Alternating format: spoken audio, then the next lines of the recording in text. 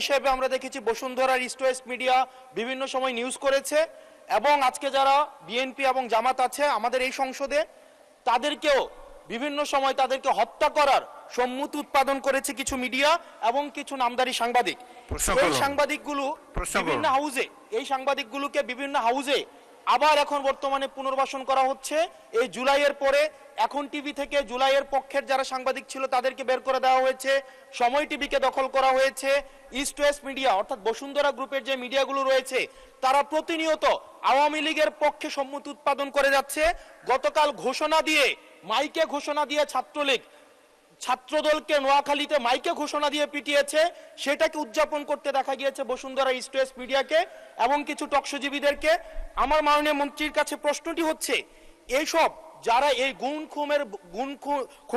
খুনের বৈধতা উৎপাদন করেছে, ভোট চুরির বৈধতা উৎপাদন করেছে, গণতন্ত্রের পক্ষে যারা ছিল তাদেরকে হত্যাযোগ্য করে তোলা হয়েছে, এইসব সাংবাদিক, নামধারী সাংবাদিক এবং এই মিডিয়াদের বিপক্ষে বা কি ধরনের আইনি ব্যবস্থা নেওয়া হবে, আইনি ব্যবস্থা আদৌ নেওয়া হয়েছে কিনা, কেন তাদেরকে আবার পুনর্বাসন করা হচ্ছে, সেটির আইনগত কি ব্যাখ্যাটি কি, সেটি এই সংসদের সামনে উপস্থাপন করার জন্য অনুরোধ জানাচ্ছি। ধন্যবাদ।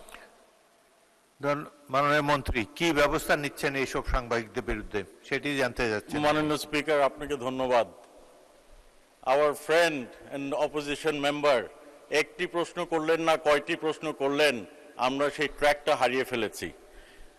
আমরা একটি কথা বলতে চাই, গণমাধ্যমের স্বাধীনতা রয়েছে, তবে দেশের প্রচলিত আইন অনুযায়ী সকল যারা এই গণতন্ত্র সমুন্নত রাখার বিপক্ষে কাজ করবে, গণতন্ত্র ধূলিসাৎ করার কাজ করবে, কোনো সন্ত্রাসের কাজ করবে, সে যেই হোক, সে আইনের ঊর্ধ্বে না, তার বিরুদ্ধে প্রচলিত আইনে ব্যবস্থা নেওয়া হবে।